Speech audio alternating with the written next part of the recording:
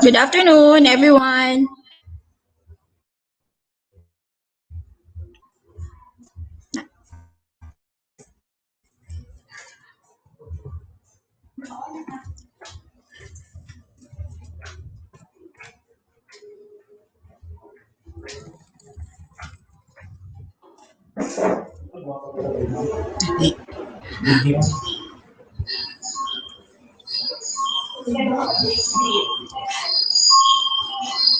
Good afternoon, everyone. Welcome to our orientation. In a few minutes, we are going to start.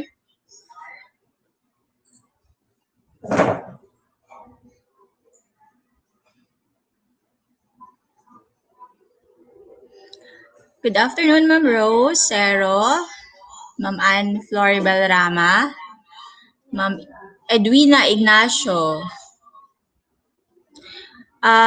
Please also include the name of your school. Ma'am Army Pacansa, good afternoon from Macambol ES.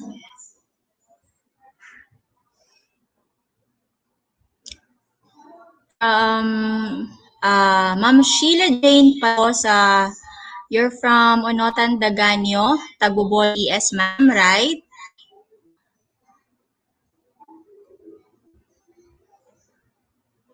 Good afternoon, Ma'am Mary Jean Francisquete.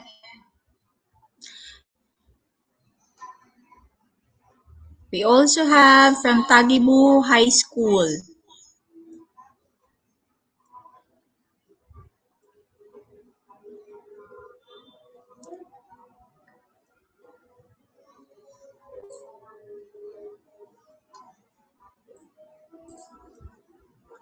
Good afternoon, Merla Reyes from Alberto V. Ravelo ES.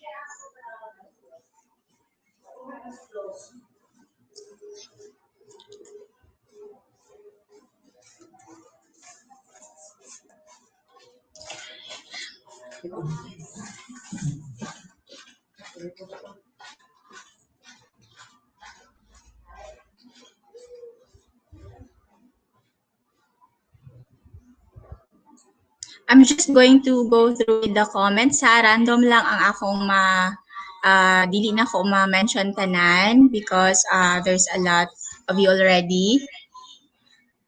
Okay. Good afternoon, Ma'am Shirley from Buson National High School. We also have here Ma'am Lolit.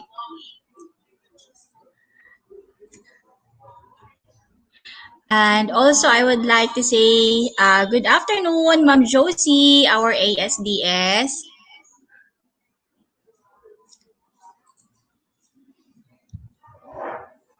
Sir George Kagalitan, good afternoon, sir, from Serafine Visconde Senior ES.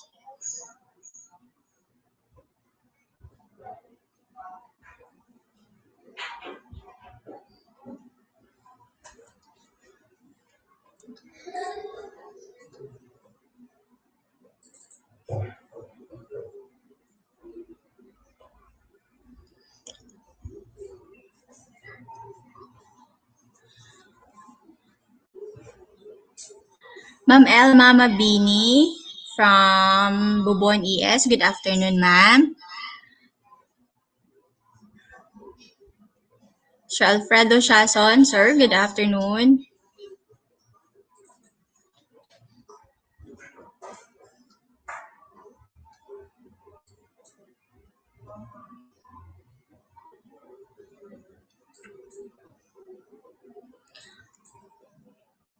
We also have from Langka IS, Sir Akil.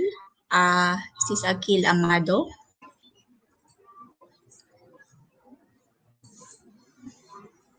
Hello, Ma'am Vivencia Garay from Hilasio G. Itac Elementary School.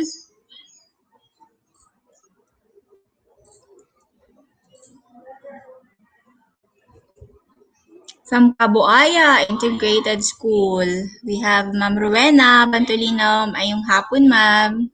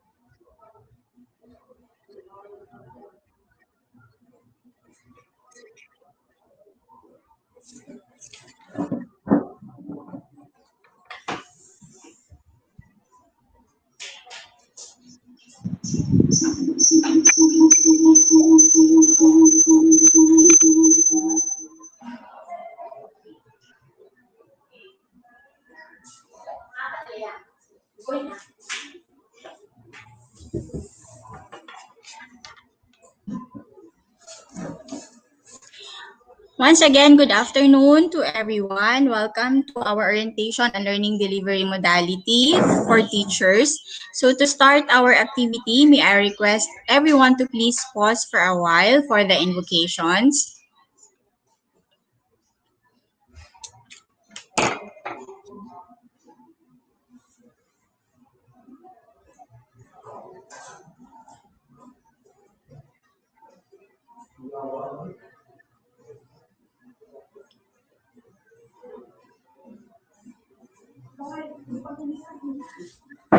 Invocations.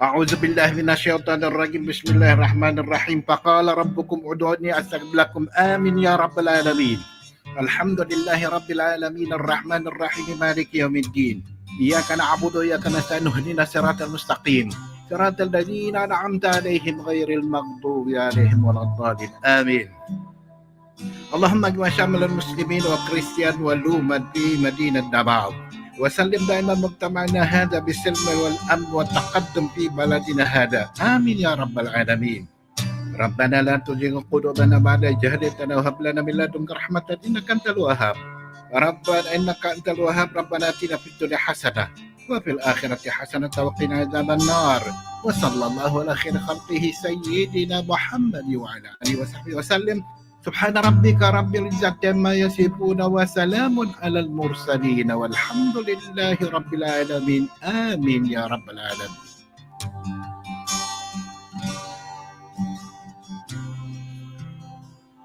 In the name of the Father, Son, and Holy Spirit. Amen. Our most gracious Heavenly Father, we come to you today to praise and worship you and give you thanks for all the things you continue to provide for ourselves and our families. Father, we humbly ask for forgiveness for all the times we have offended you, when we forget to acknowledge your presence in the image of our brothers and sisters, and for moments we fail to be good stewards of the blessings you have given us. Continue to guide and protect each one of us, Lord, that we may always walk in the light of your everlasting love and mercy. Grant us, Father, with your comfort in times of distress and with your strength in times of weakness. Bestow upon us your unending grace and healing, that we may in turn become instruments of gentleness and compassion to others. We ask all this in the name of your Son, our Lord Jesus Christ, with the prayer and the intercession of our Blessed Mother. Amen. Manama, mawantog ka. Warpoko iling koy ko. O Diyos, kahibulungan ka. Busa ikaw lang ang simbahon ko. Busa ikaw lang ang alagaran ko.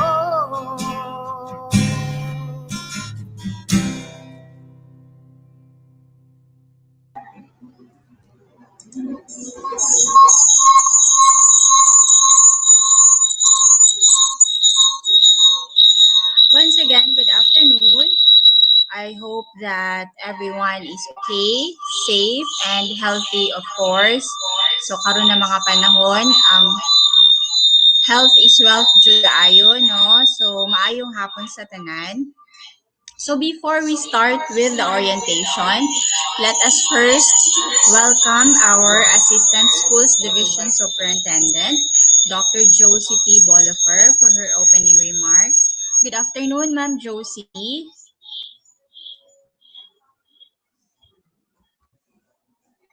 Good afternoon. Good afternoon, fellow teachers and fellow school heads.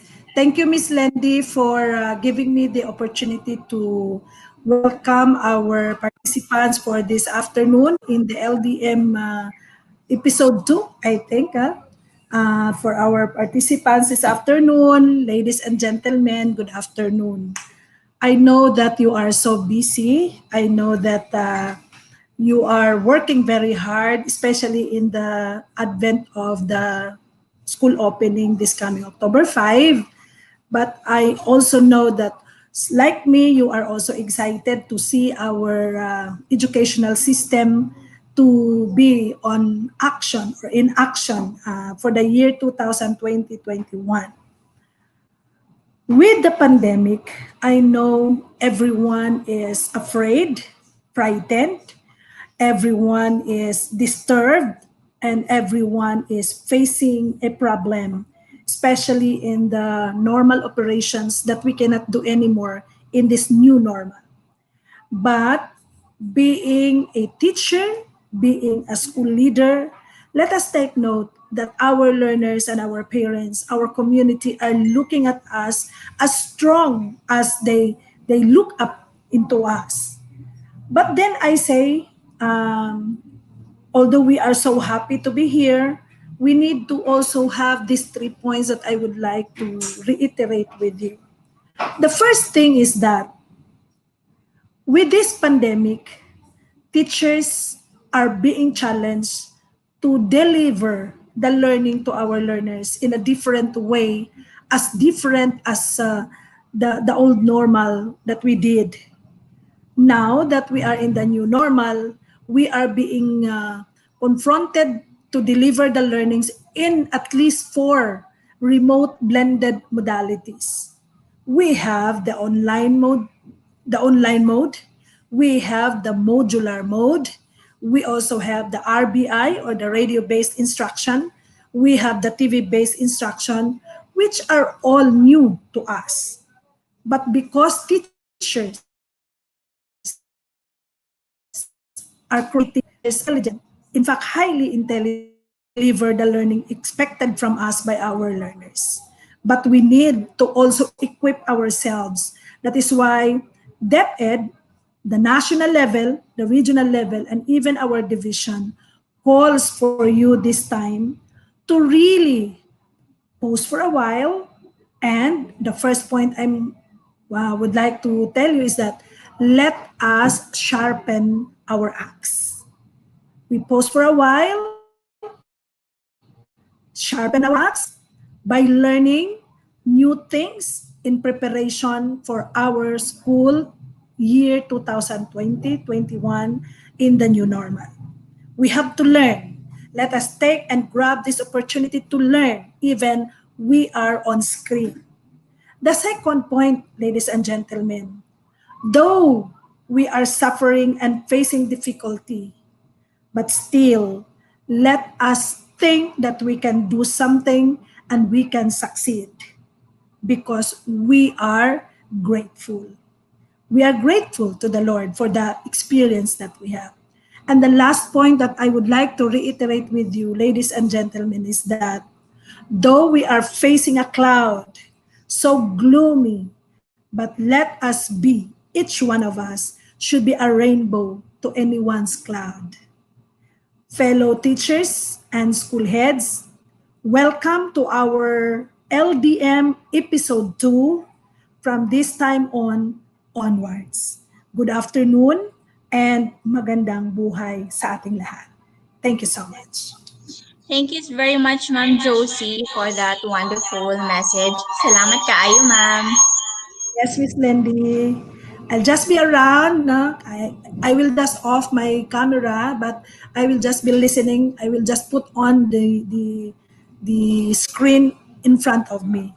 Okay lang ba yan, Ay, Miss Lindy? of course, Ma'am, of course. Thank you, Ma'am. Okay, now let us hear a message from our school's division superintendent, Dr. Alona C. Uy.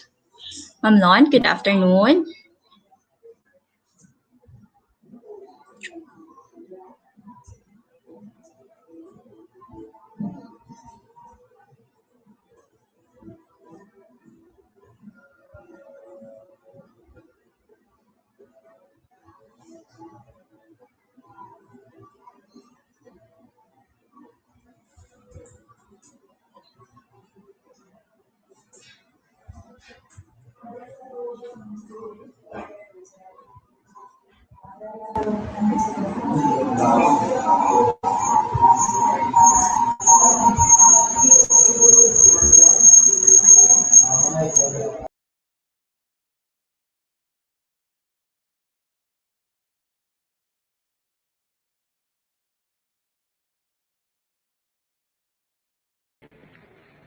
Good afternoon, everyone. From our face-to-face conference this morning with all the school heads, here we are shifting to our virtual platform. Welcome to this LDM2 course. This is a new learning experience. Your disposition would be the determining factor whether you will learn from this course or not. Most of those that are included in the modules are tasks that you have already carried out. Teachers need not worry because you'll have your coaches to guide you. This afternoon session is just the beginning of the series of encounters with them. Just enjoy the journey. Happy learning, everyone. Kaya po natin ito.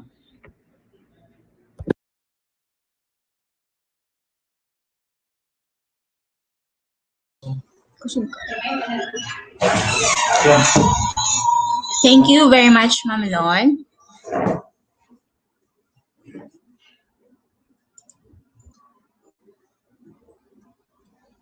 So, before we introduce the participants, let me just give you a quick overview of the LDM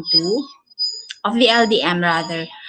So, because COVID-19 happened, the Department of Education has to adopt learning modalities that do not involve face-to-face. However, for these modalities to be implemented, DepEd has to prepare teachers and school leaders by providing them training and other professional interventions.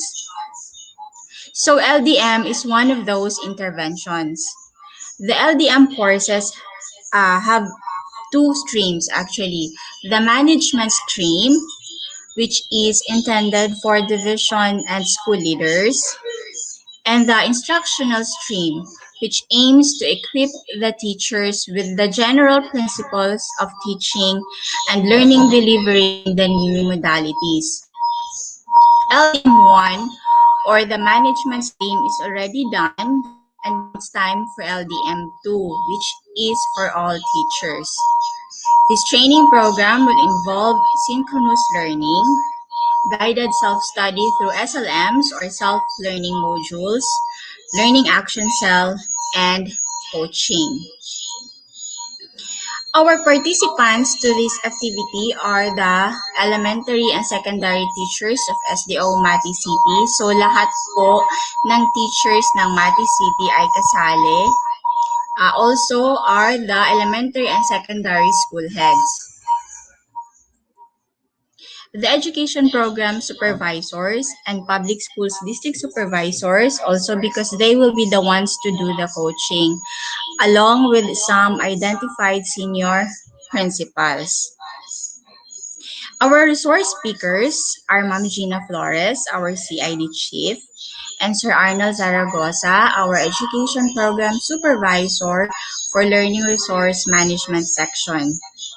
The facilitators, we have Ma'am Marnie Bulak, our ITO, Ma'am Jaisal Labrador, our SEPs for HRD, Sir Joey Bantog, our PDO, and myself, Lendy Ann Dispo.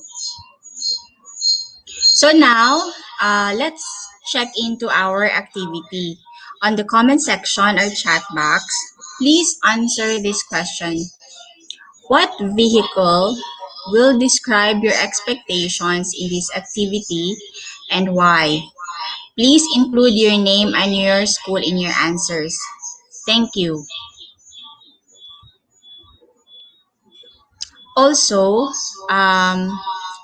if you are already done, we will be reading some of your answers, okay? I will just read the objectives. The objective of this orientation is for you to be able to describe what this course is all about and how it will help you manage the teaching learning process in the new modalities.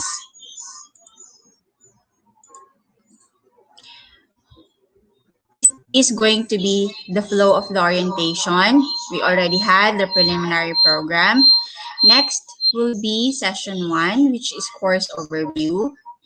Session 2, technical assistance and coaching.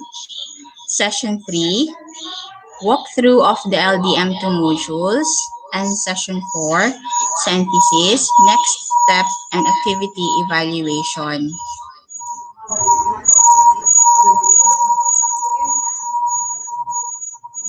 So please do send in your answers for our question.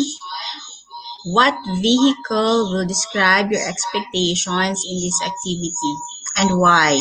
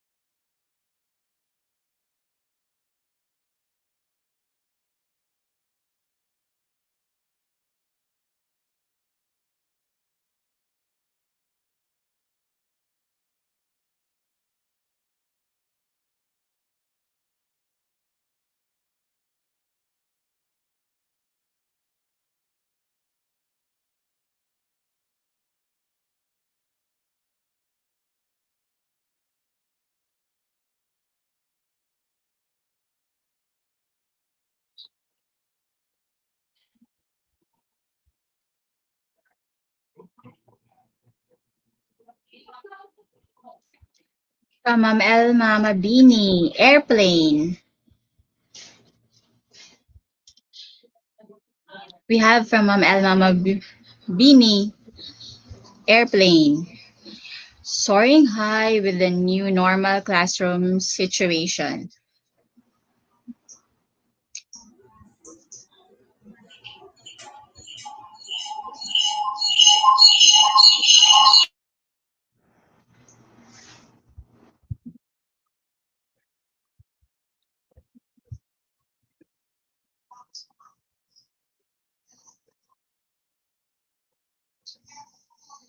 So, another one, please.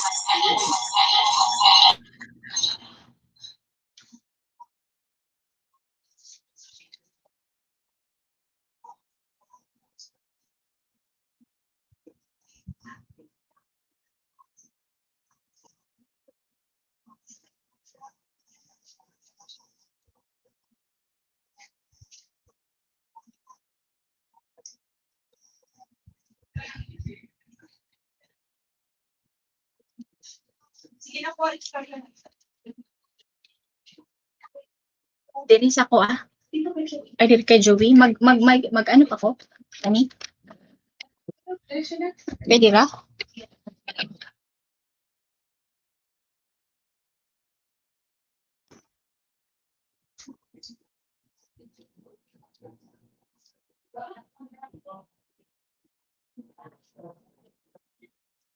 Ang magwaliho na ko ang kamera sa kuha para imong na makita. Yes, sir.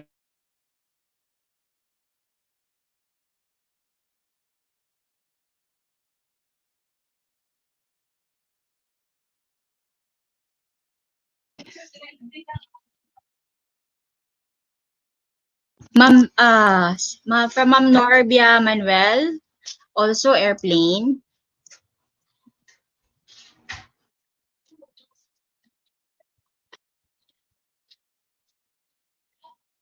From Ma'am Marichu Pasqua, bicycles, since this is very new to us. So let us start slowly but surely from Unotan Daganyo Tagbobolo ES.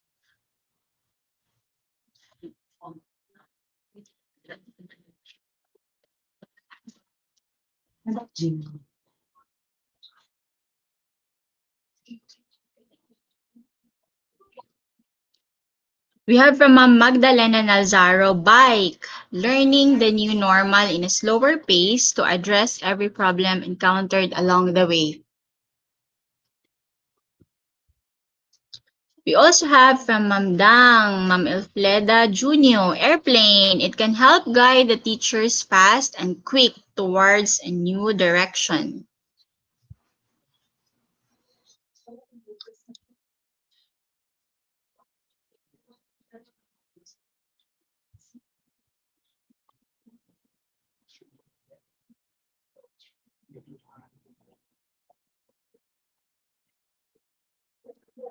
From Marifel Jewel Ang Cinco,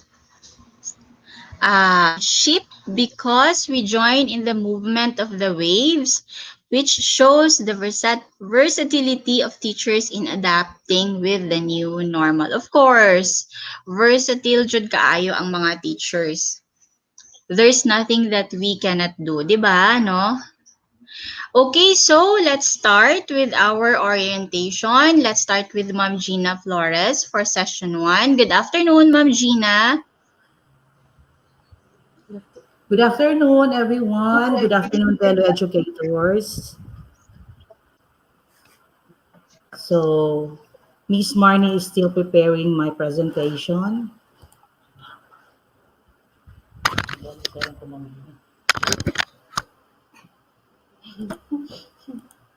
Sige lang ko, tanggalon mo sa mga karoon. Pwede Tanggalon. Ito, share na.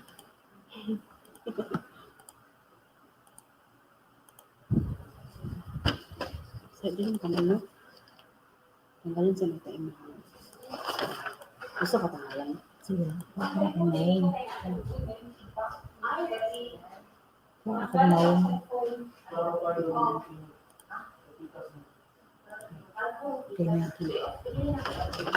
Again, good afternoon, everyone. So this is session 1 for the LDM2 for teachers. This is the course overview.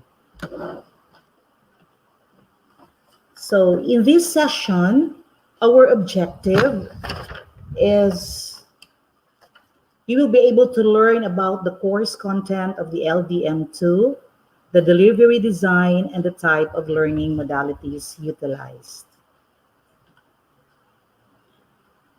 Before I go to the LCP courses, many of you might ask, why do you need to undergo the LDM2? The purpose of this course is to support you, teachers, in preparation for the new learning delivery to ensure safe and quality education in this time of pandemic. That despite this pandemic, we'll be able to continue serving our learners using the different modalities. So course 1 is the learning delivery modalities. Course 2 is the learner's welfare and well-being. And course 3 is the provision of psychosocial support and training on wellness. This afternoon and for the next couple of days or couple of weeks, we will be focusing more on the course 1 of these LCP courses, which is the learning delivery modalities. Courses 2 and 3 will follow after you teachers have completed course 1. Okay. So the LDM1, that's the management of LDM implementation, this course has been undergone by your school heads, so we will not settle here. Okay. So this one is for the school and division leaders, hindi ito concern ninyo. So forward tayo. Okay. So course 2, this is learners' welfare and well-being. Again, ito will be learned later after you have completed course 1, which is the learning delivery modalities. Same with course 3. So you might ask, why are these modules or courses included when your focus is only course 1, which is the learning delivery modalities? Because this is advanced information that after you have completed course 1, courses 2 and 3 will follow. You still have to undergo these courses to be able to complete the learning continuity plan courses. Okay, so dito tayo. LDM2, teaching in the modalities, what to teach and how to teach. If you notice, we only have 4 modalities, 4 modules. Module 1 is course orientation. Module 2 is the most essential learning competencies or the MELCs. Module 3 the lesson design and assessment in the modalities. Module 4, it's technical assistance and coaching in learning LDMs. The planning for continuing professional development, PD, in LDM, pedagogies, assessment, and LAC planning. There is one more module in LDM2, that's module 5. This module is not included here because module 5 is focused on the crafting of your output, which is your portfolio. So all these modules, you will learn it later when Sir Arnel will give you information about these modules. Later, Sir Arnel will share it to you.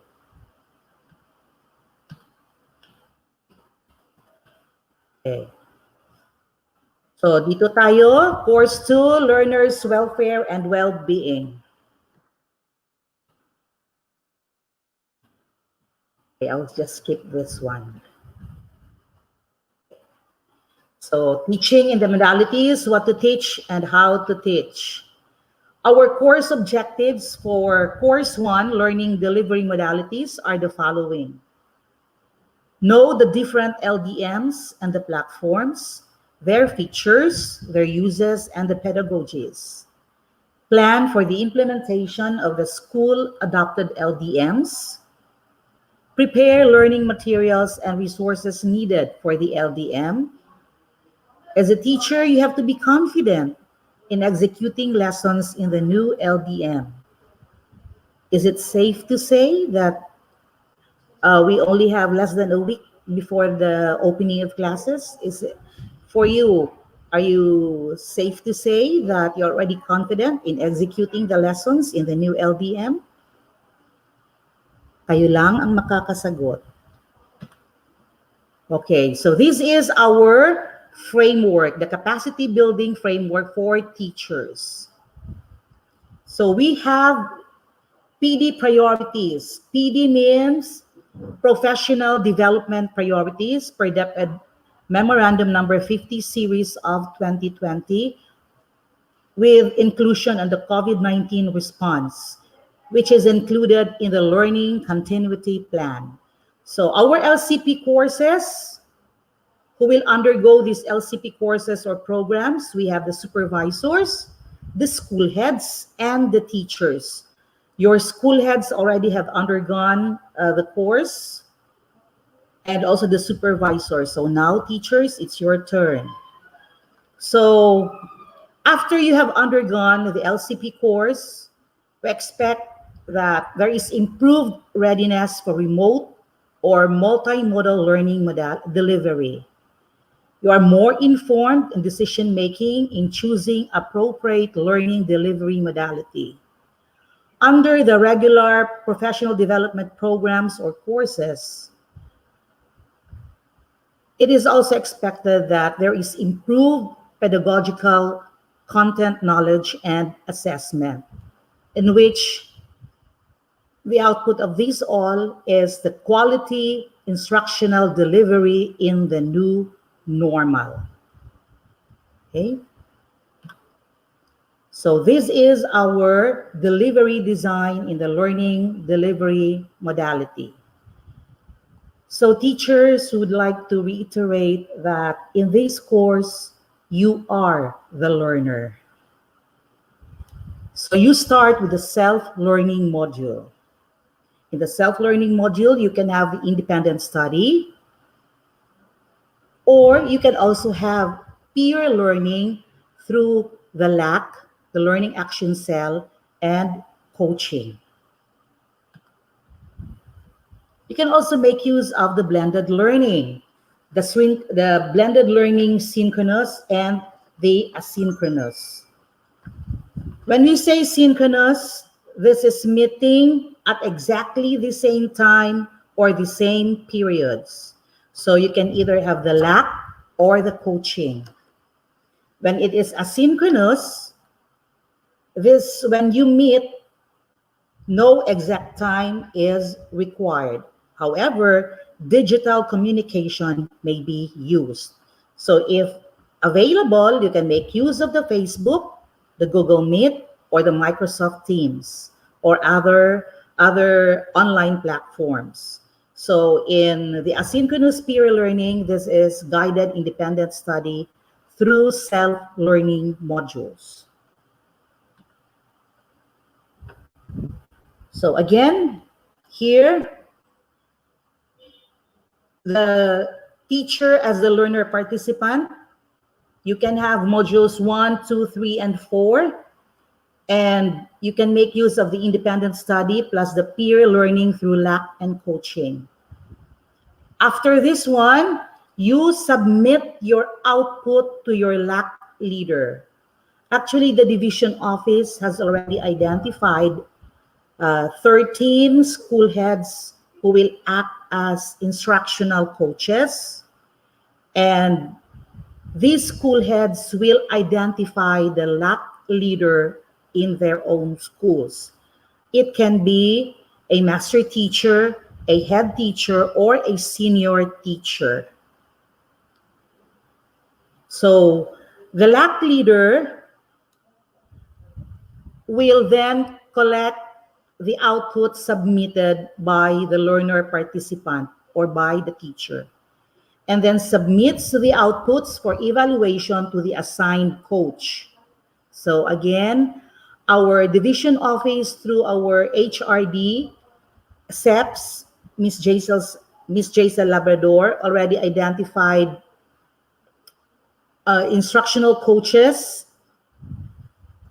These are senior principals and public schools district supervisors and education program supervisors.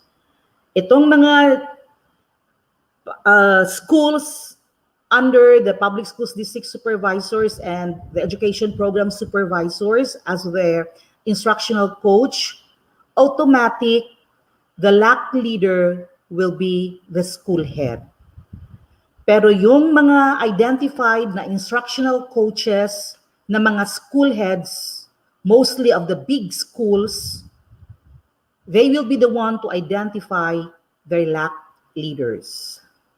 So the assigned coach or the instructional coach will then evaluate or validate the output submitted by the teacher and recommends these outputs to NAIAP regional office for issuance of the certificate of participation to the teacher. So this slide and the previous slide, pareho lang sila, no? So I need not elaborate on this. Okay. So we have the indicative implementation schedule and the time allotment. Actually, tapos na tayo for this one sa mga we should not focus on the dates given dahil parang late na tayo dito. So we will just move on with the new schedule given to us. Okay. Wag na itong gain time. Okay, dito tayo sa course modules for teachers. So, module 1, sa course orientation, you are expected to undergo this one for 4 hours. Module 2, the MELCs, or the most essential learning competencies, 3 hours. Module 3A, that's designing instruction at the different learning delivery modalities. That's 18 to 24 hours. So ito parang kung i-divide natin ng 8 ang 24, so 3 days. So module 3B, that's learning resources, 4 hours. And module 4, planning for continuing professional development and the LAC planning for 2 hours also. So ito September to December, and the practicum, ito na yung module 5. This is the crafting or the making of your portfolio. Okay, 4 hours lang. But I do not think that we will be able to finish this one in 4 hours. Pero sige lang. So, This is the mechanism in the implementation of the LDM. So from NAYAP Central Office to region, they're expected to provide, again, technical assistance. Okay. For the LDM Course 2, Division, RO and CO NAYAP providing, again, the technical assistance. And for the coaching management, we have the division office that's from RO and CO with strong CI presence providing technical assistance for LDM learning and application. And we also include our M&E,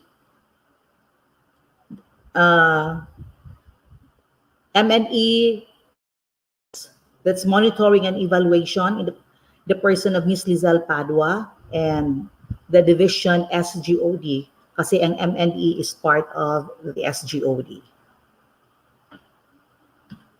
Okay. So the training of TAPs and coaches for LDM2. TAPs means Technical Assistance Providers. Okay, yan ang ibig sabihin ng TAPs. So for division instructional leaders, the division and district supervisors, division identified instructional leaders. So ito na ang ginawa ni Ma'am Jai. She identified who will be the instructional leaders or the instructional coaches. So she has identified 12 instructional coaches among the school heads handling big schools. And then it could also be senior principals, the school heads, the head teachers, and the master teachers. In case the PSDSS and the EPS will not be enough to cover the number of teachers and the lacks based on set criteria. So in case lang ito, but naano talaga ito ni Ma'am Jai na hindi enough ang number of our EPS and the PSDS considering we only have 13, 10 EPS and 3 PSDSS. So automatic, she identified 12 school heads to act as instructional coaches. So for the teachers, it could be a master teacher who would act as LAC leader, or teachers across career stages. Okay. So dito tayo focus sa division led through the SGOD HRDS or the Human Resource Development. So ito na ang mga functions. Constitute the training management team, prepare the implementation plan, conduct orientation for the management team, set up identification and registration of participants, prepare for the online orientation. So this is it, our online orientation, and implement the course following the delivery design. So for the monitoring and the evaluation, operationalize M&E mechanism with the NAYAP. And then update LDM implementation status trackers regularly and submit M&E report. So ito na ang responsibility ni Ma'am Lizelle. And of course, the reporting of the progress. Okay. So program management team, the overall team lead in the division office, it's of course to be led by our schools division superintendent through the SGOD, because primarily ang M&E and the HRD belong sila sa SGOD. And the overall co-team lead is the CID, together with, of course, our education program supervisors and our public schools district supervisors. So the technology and platform team, led by our ICT, Ms. Marne Bulak, and then M&E, so ito SGOD and the coaching team. Okay. So for the LDM2 coaches, ito ang responsibility of the EFTA, the Field Technical Assistance Division. So ito ang kanilang responsibility. Assigned coaches to the divisions. Actually, meron na tayo. identified already by Ma'am Jai. Okay. So LDM2 teachers through the SGOD constitute the coaching team in the division composed of division and district supervisors, assigned coaches to LACs, orient the coaching team, monitor coaching activities, address issues related to coaching activities, and report coaching activities. Okay. So wag na tayong mag 5-minute health break para tuloy-tuloy. Anyway, only few slides are left for discussion.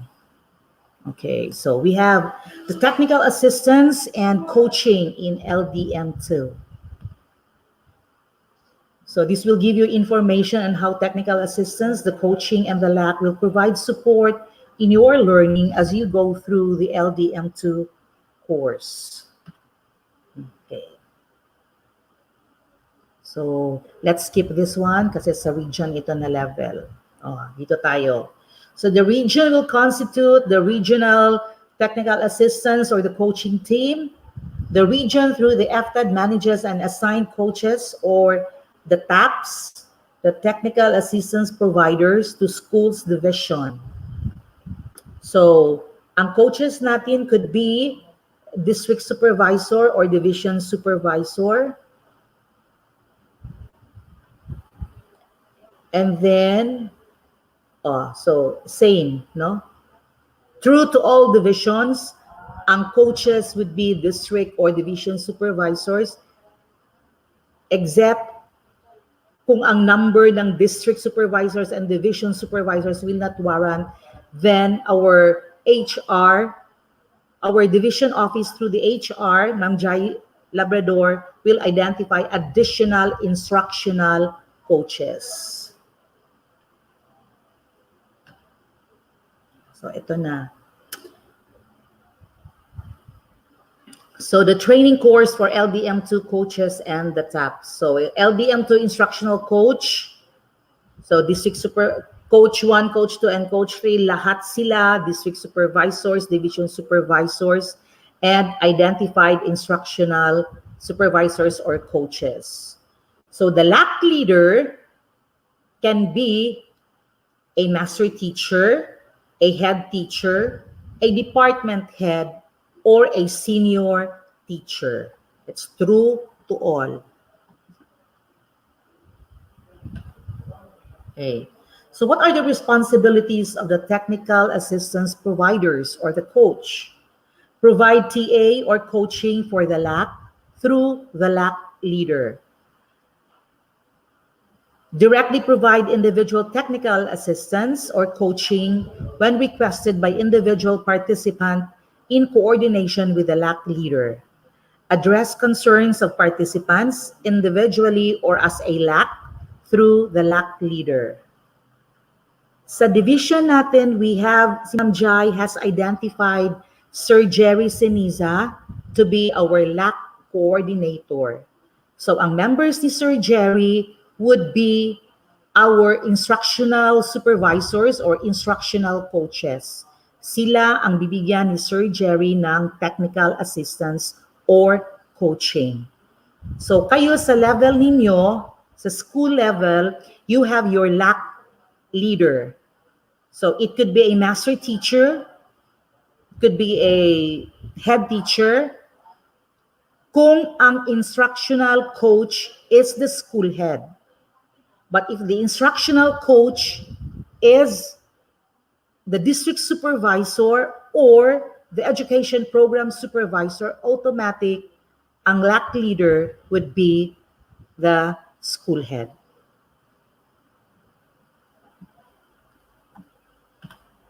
Okay. So other responsibilities, refer and address concerns to the coaching team for appropriate action, or refer to the concerns to appropriate official or office for appropriate action. Provide feedback to the LAC or individual members of the LAC through the LAC on the results of the action taken on the concerns raised.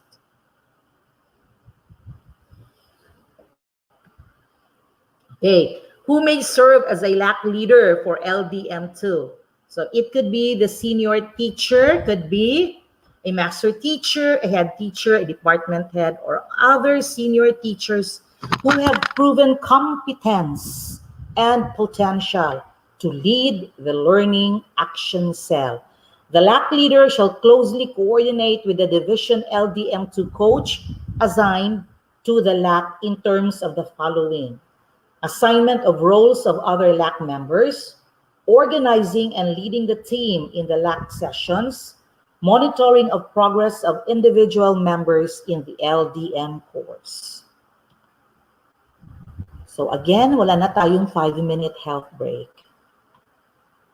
So I have to end here, and I will give the floor to Sir Arnel for the walkthrough of modules 1 to 4 for the LDM2 for teachers. Thank you very much.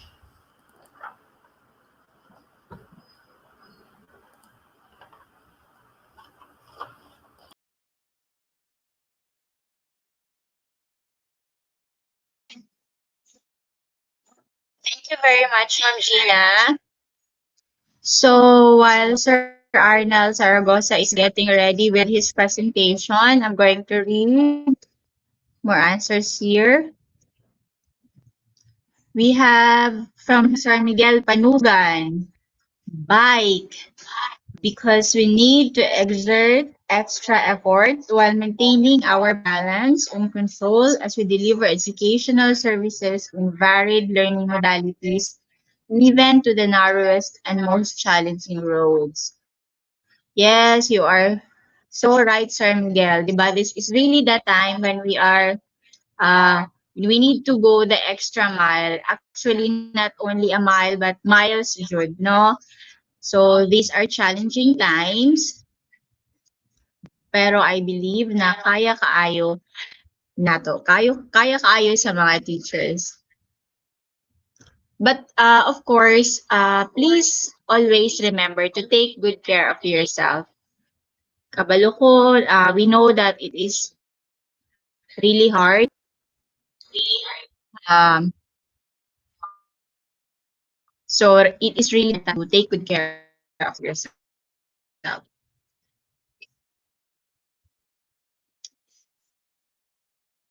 So we have here Ma'am Shirley Ibanez. Good afternoon, ma'am. We also have Ma'am Alona Antero. Good afternoon, Ma'am Alon.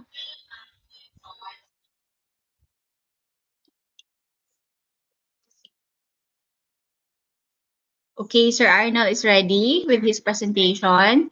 Sir Arnel, good afternoon. Yes, ma'am. Okay, good afternoon, Ma'am Apple.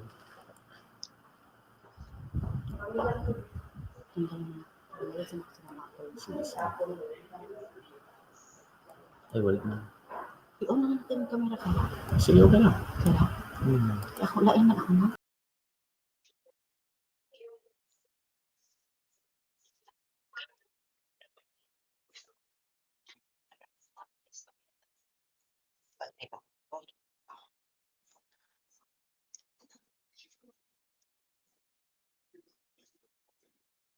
Sir Arnel.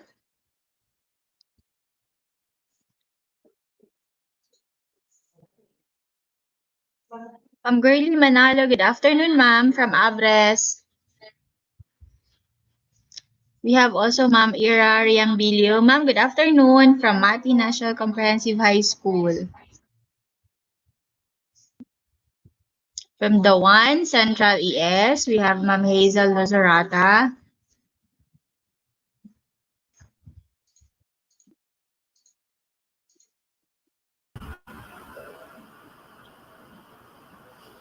Oh, there. Hi, Sir Arnel. Good afternoon, sir. Ma'am Apple, good afternoon. Tanggalin mo.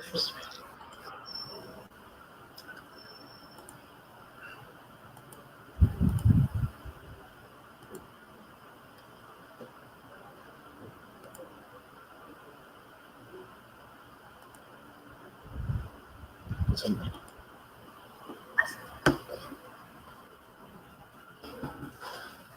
good afternoon, everyone.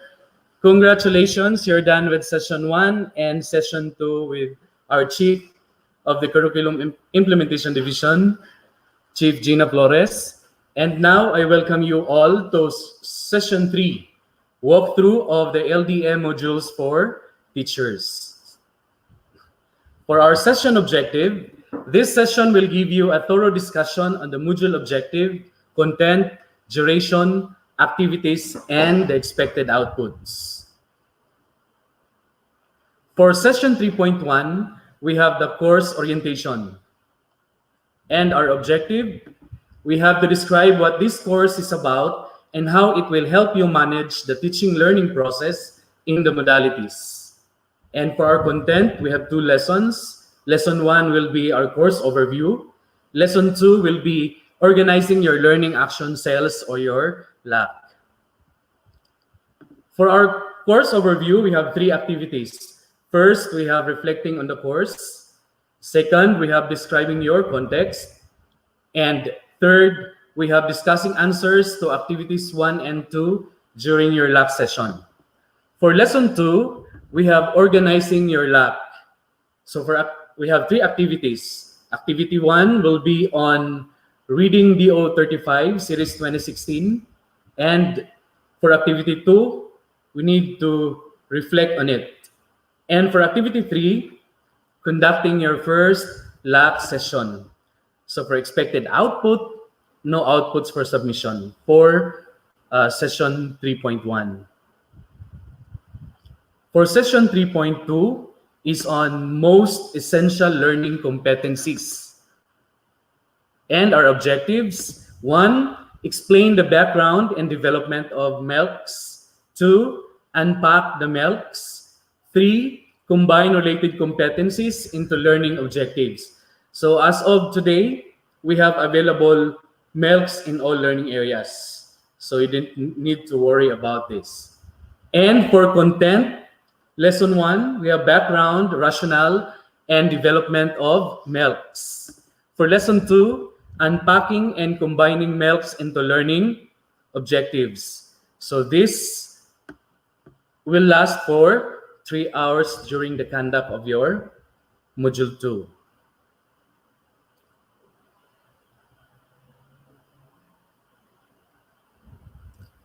For session 3.3a, designing instruction in different learning delivery modalities. Our objectives: 1, differentiate between the LDMs prescribed in the LCP and among the different types of distance learning modalities. 2, apply the lesson design and assessment considerations for distance learning in the light of the COVID-19 crisis. 3, create weekly home learning plans to guide your learners as they do independent study at home. 4, create an individual learning monitoring plan to keep track of the progress of learners who lag behind in completing the prescribed learning tasks. For content, we have 3 lessons. Lesson 1 will be on understanding the different learning delivery modalities. Lesson 2, designing lessons and assessments in the different learning delivery modalities. Lesson 3, guiding and monitoring learners in the different learning delivery modalities. So this will be done for 18 to 24 hours. For lesson 1, understanding the different LDMs, we have 4 activities. First, defining the modalities prescribed. Second, deep diving into distance learning during the conduct of your LAC session. Third, you have your ranking the types of distance learning plus your LAC session. And identifying, activity 4 will be identifying targeted interventions for learners with special needs. So for lesson 1, we have 4 activities. For lesson 2, designing lessons and assessments in the different LDMs, we have 4 activities. Activity 1, will be on identifying vital components of a well-designed lesson. Activity 2, sequencing learning tasks. Activity 3, reflecting on how to improve one's work. Activity 4, using and supplementing supplementary learning materials or our SLMs during the last session.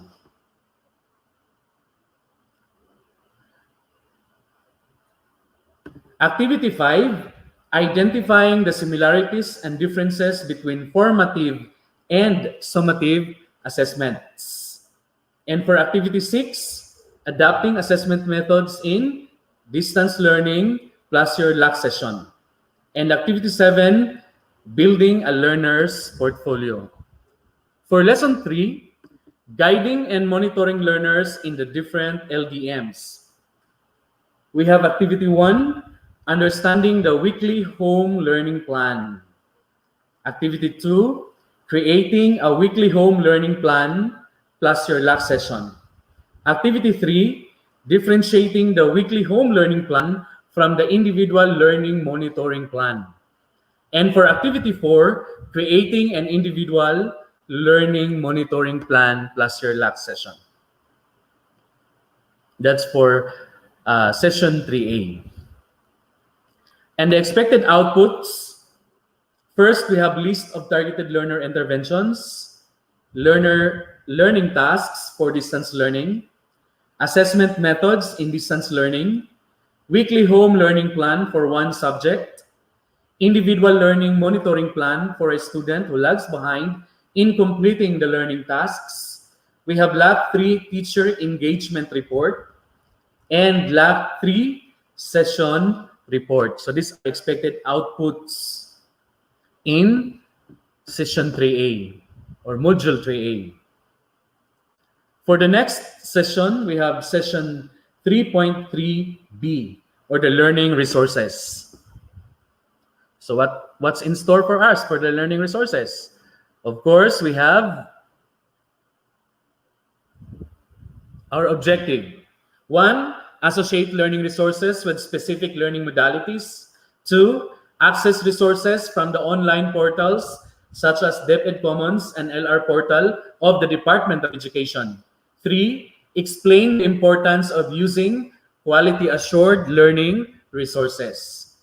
For content, we have Lesson 1, Learning Resource Maps for Distance Learning. Lesson 2, Accessing Learning Resources from DepEd portals. Lesson 3, Assessing the LR materials. And this is good for 4 hours. For Lesson 1, Learning Resource Maps for Distance Learning. Activity 1, answering questions about the Learning Resources Map. Actually, you will be provided with a template on this activity. So you don't need to worry. And then activity 2, discussing answer to activity 1 during your lab session or plus lab. This time, you will be able to identify the learning gaps, the learning resources gaps rather, for you to address and to provide intervention. Of course, you will help each other to patch up the learning resources gaps in your respective schools. And for Lesson 2, accessing learning resources from DepEd portals. Activity 1, accessing and exploring LR portal and DepEd Commons. Activity 2, discussing answers to activity 1 during your last session. So in accessing and exploring LR portal, you will be provided with the tutorial video on how to access and how to register to LR portal and DepEd Commons. So as we all know that these two portals are very important because they are the repository of learning resources in all learning areas, in all grade levels in the Department of Education. For Lesson 3, assessing the LR materials. For Activity 1, using the LR Rapid Assessment Tool to assess a DepEd material. Actually, the Rapid Assessment Tool will also be provided by your instructional coach. In here, you will be able to identify whether the material you are going to use, milk-based ba siya, with no social content issue like gender and development. Yung layout and design ba niya is appropriate to the end user and also the content as well as the illustrations. For activity 2, assessing LR materials from non-DepEd LR portals and platforms. So I believe some of our teachers in the field are using non-DepEd LR portals. So we need to assess that materials generated from other platforms with our rapid assessment tool. For activity 3, assessing one's own LR. And activity 4, discussing answers to activities 1, 2, and 3 plus your last session. And the expected outputs, 2 accomplished rapid assessment tools with reflections. Yan. Your instructional coach assigned to you will provide to you the LR rapid assessment tool. So again, don't need to worry. For session 3.4, planning for continuing professional development and LAC planning. Our objectives: 1, carry out your plan for your continuing professional development. 2, discuss the different professional development initiatives, programs related to LDMs that are available to you, either provided by DepEd or by non-DepEd learning service providers, or what we call the LSPs. 3, develop a PD plan, including the learning action plan. And number 4, commit to your professional growth and development. For content, lesson 1, we have reflecting on professional life and development. Lesson 2, planning for the continuing professional development and participation in the lab. For lesson 1, we have 3 activities. Our first activity will be filling out the professional self-assessment questionnaire. Our activity 2, identifying the PPST indicators to focus on. Activity 3, setting LDM-related professional development goals. So yan. Again, the professional self questionnaire will be provided to you by your instructional coach. Lesson 2, planning for the continuing professional development and participation in the learning action cell. We have 2 activities. Activity 1 will be on accomplishing the individual professional development plan template.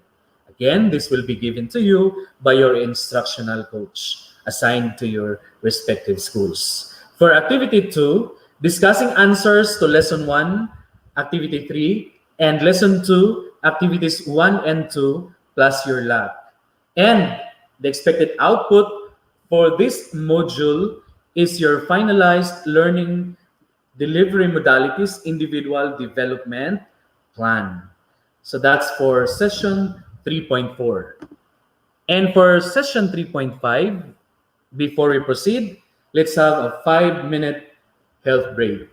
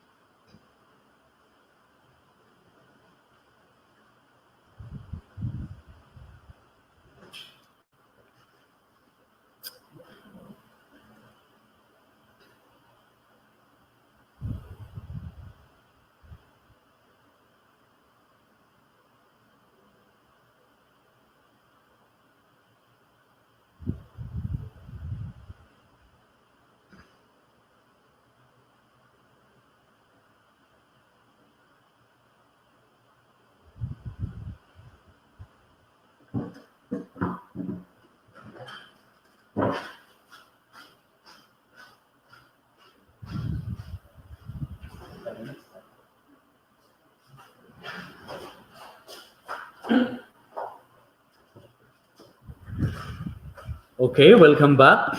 And that ends with our 5-minute health break. And now let's proceed to session 3.5, building the teaching portfolio related to the implementation of the modalities. For our objectives, 1, list down the evidence of your LDM implementation. 2, plan for how to make sure that you will be able to relate these evidences to your professional practice based on the professional standards. For content, lesson 1, the teaching portfolio and its contents. Lesson 2, the evaluation rubric. For lesson 1, the teaching portfolio and its contents, we have 5 activities.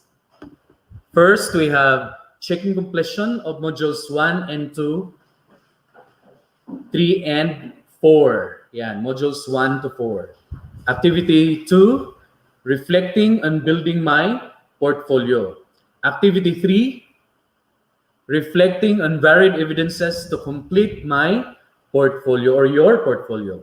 Activity 4, discussing answers from activities 2 and 3 plus your lab.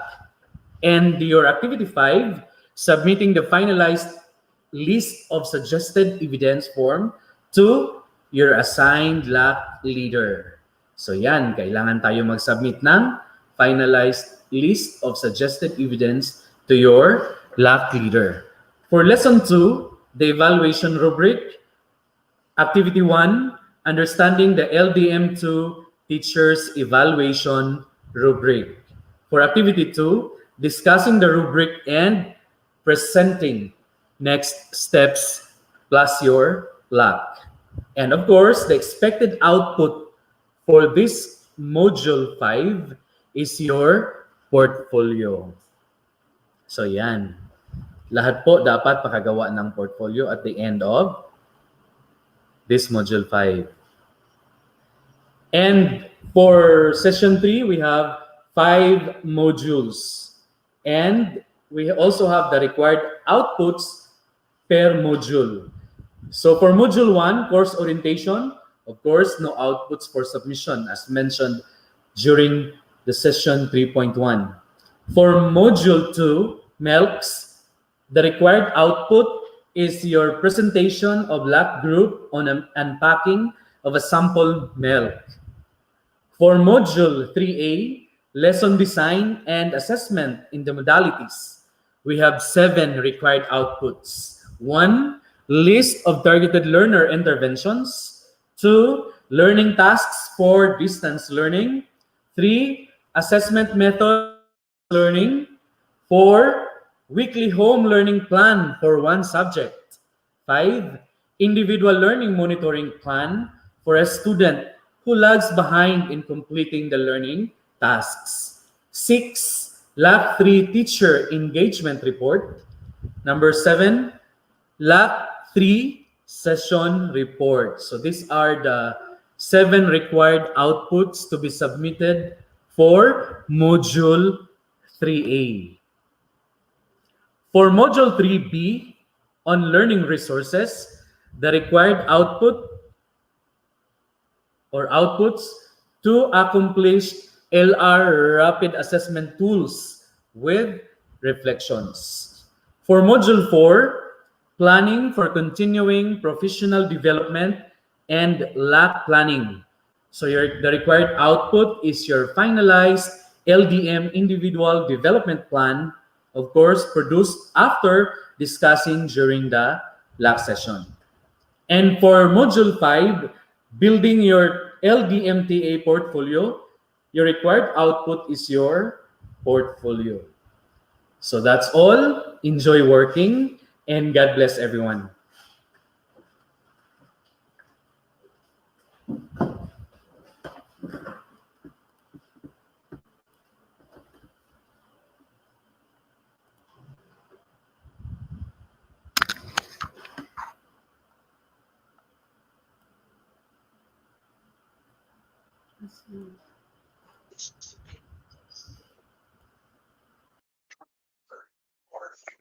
Thank Thank you very much, Sir Arnel.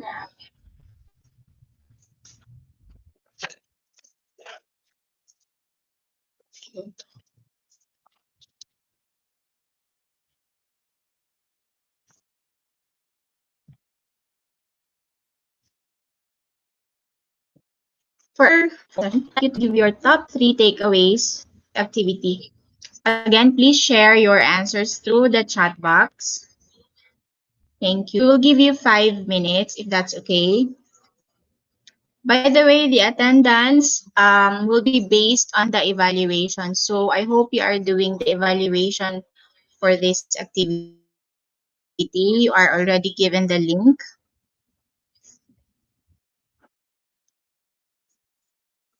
So this is the session objectives of our last session. Summarize what you have learned from the orientation session. Evaluate the conduct of the orientation and be committed to finish the course.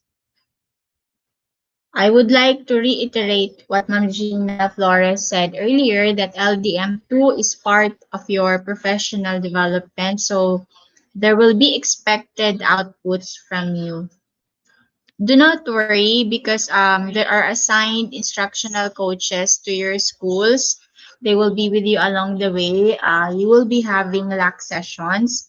So if you have further questions or clarifications, you can ask them.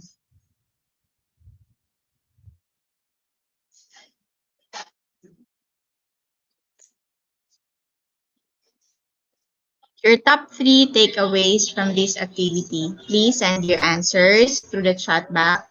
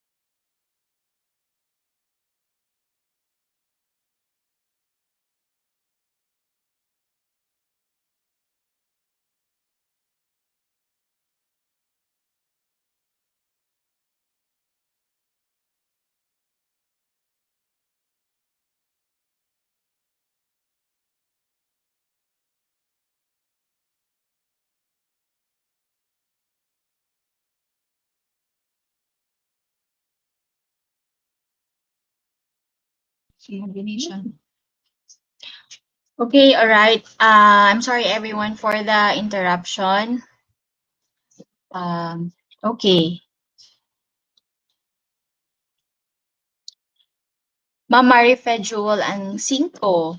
First, understand LDM2 and its objectives. Second, in-depth knowledge about the sessions in LDM2. And third, the challenging and fruitful journey with LDM2. All right. Thank you, Ma'am Jewel. More answers, please.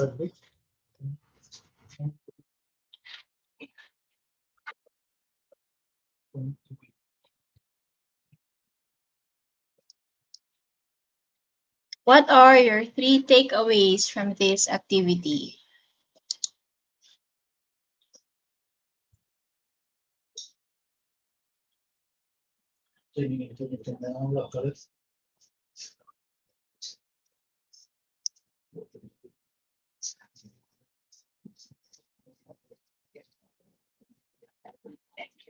More answers, please.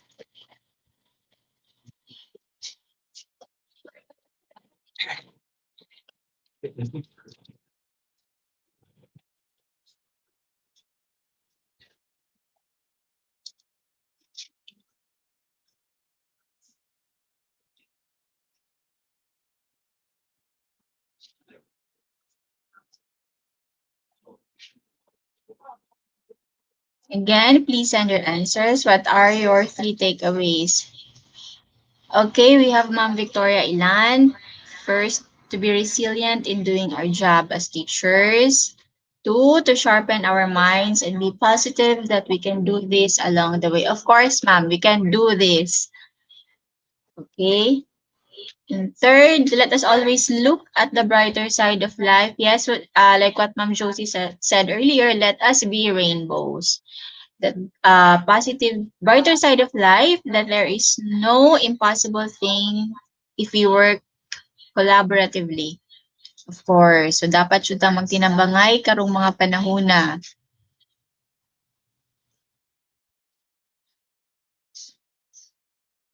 So, everybody should be involved. It's not only the school head, but also the teachers and the stakeholders, the community, everybody.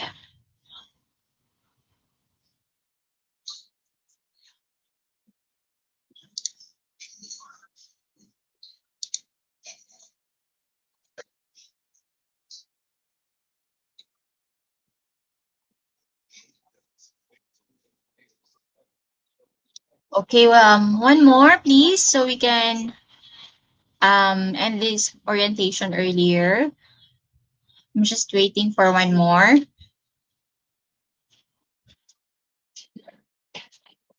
Hello, Sir INJ Palabras from AR, what is, Mati South.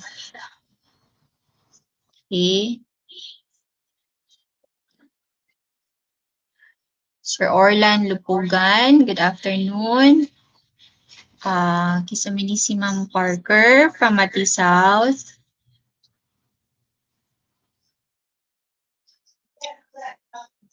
Reminder, please, do the evaluation. Okay, so because that will also be the basis of your attendance. One more answer, please. I'm waiting for just one more.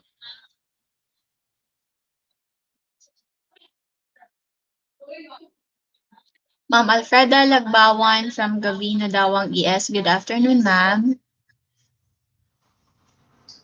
Good afternoon. From Ellen Joy Rojas of MSAT.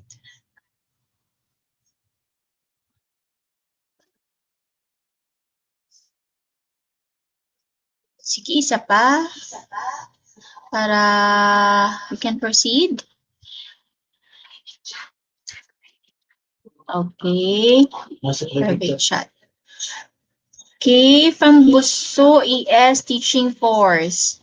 So these are their top 3 takeaways. First, take this course as an opportunity, especially in professional development. Second, be diligent in accomplishing the course. And third, okay, I'm still waiting for the third.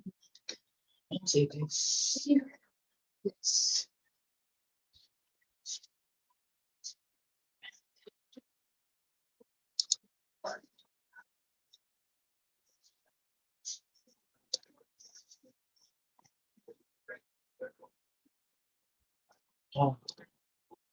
Okay, from Ma'am Elma Mabine, we have TA, Coaching and Planning.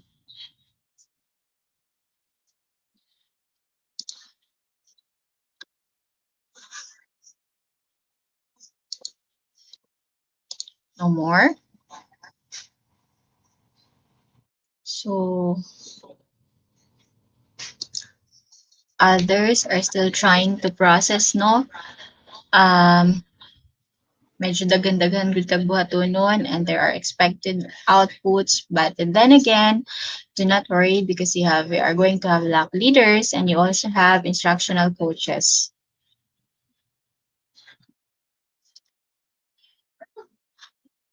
Okay. So, Buso ES, na wala pa ang third.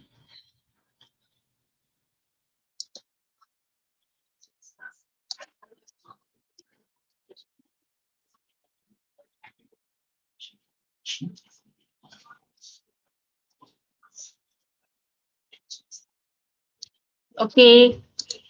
Okay. Francisca Dualin, good afternoon. Laban teachers, hand in hand we stand and deliver. See? Okay.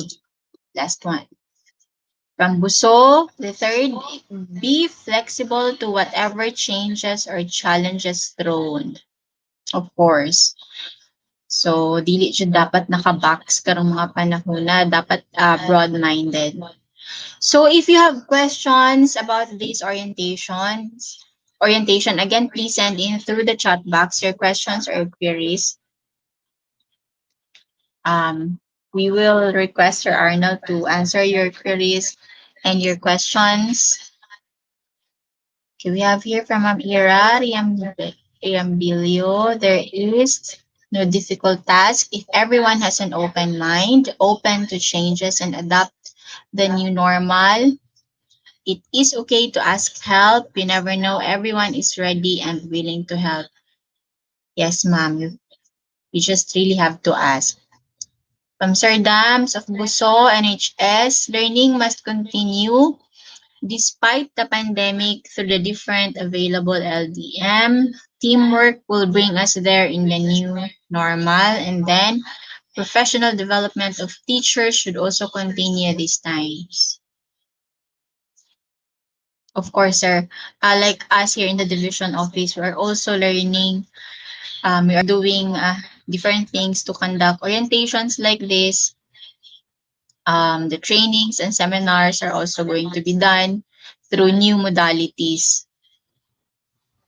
From Ma'am Ira, coaches are always available and ready to assist. Yes, ma'am, of course, they are always ready to assist and they will also be available to you. They will be meeting you from time to time and conduct lab sessions with you. So you have questions?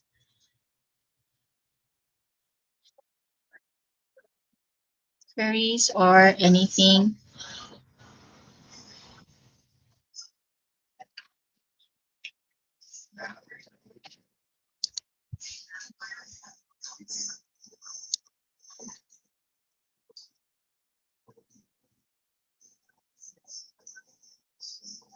Sir Taib Umran, watching from, saan na to si Sir Taib? Bubon ES. Maayong hapon din na sa inyo, sir. From Sir George Kagalitan, always bear in mind that this LDM2 is important this time. It's important to be more patient in doing this course. It is important also to be knowledgeable about this LDM. From Serafin Visconde, Senior ES.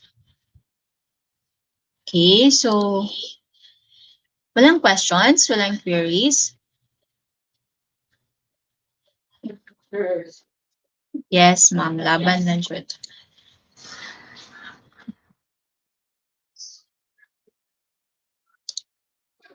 Still waiting for any question or any query from anyone.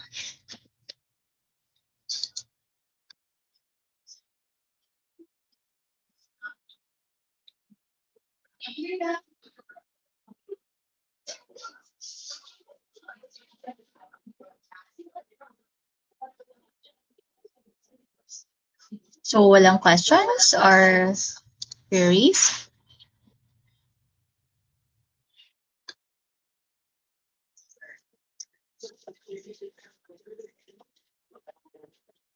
Okay, so since there are no questions or queries, let us proceed. We have from Marichu Pasqua. Learn, do something to succeed, and be an inspiration.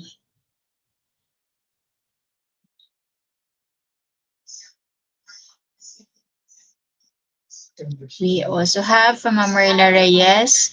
Understand well the orientation and its objectives. Teamwork makes the dream work. The third, to make a difference as a teacher, especially in this time of crisis.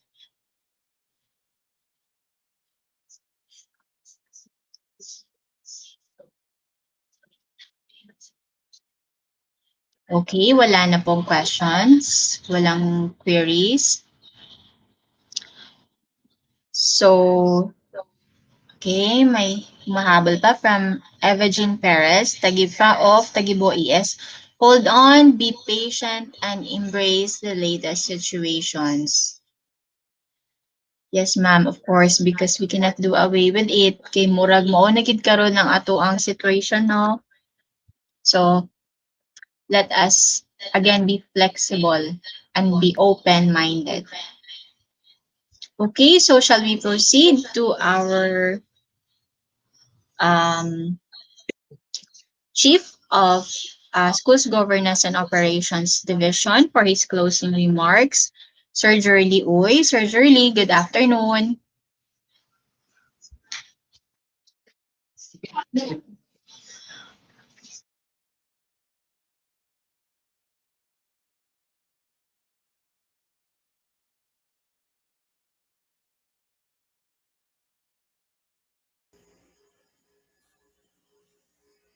Magandang hapon sa ating lahat. Ako'y labis na natutuwa at nagpapasalamat sa lahat ng mga guro at mga punong guro na nakilahok sa LDM course orientation na ito ngayong hapon. Salamat din sa inyong oras at taimtim na pakikinig sa lahat ng mga paksa na ibinahagi sa inyo ng ating mga batikang tagapagsalita. Pinasasalamatan ko rin ang lahat ng mga taong naging bahagi upang maging matagumpay ang activity na ito. Ang tanging may papayo ko lamang ay seryosohin ninyo ang pagsunod sa lahat ng mga nakatakda sa kursong ito at pagyamanin o palaguin nyo pa ang inyong mga nalalaman tungkol dito upang lubos pa nating maibigay ang dekalidad na edukasyon sa ating mga kabataan sa ilalim ng bagong normal. Solong edukalidad. Mayong hapon pag-usab mga kapatid. Stay safe always. Thank you, Sir Jurley. By the way, you can download the modules through this link.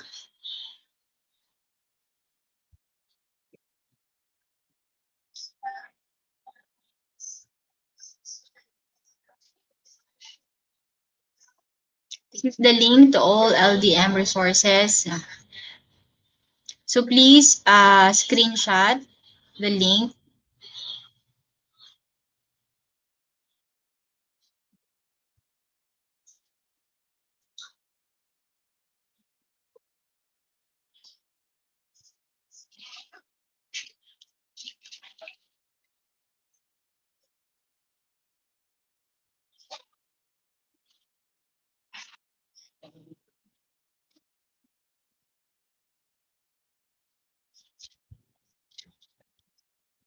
Okay, so and now we are done with the orientation. You can now commence with the LDM2 course. Ma'am Marnie will upload the video recording of this orientation to our division YouTube channel so we can view the presentations again. Also, you already have the link so you can download the modules. So that's it for our orientation. We would like to thank everyone for your participation. I hope everyone did already the evaluation. Okay, so thank you very much everyone and good luck to your LDM2 journey.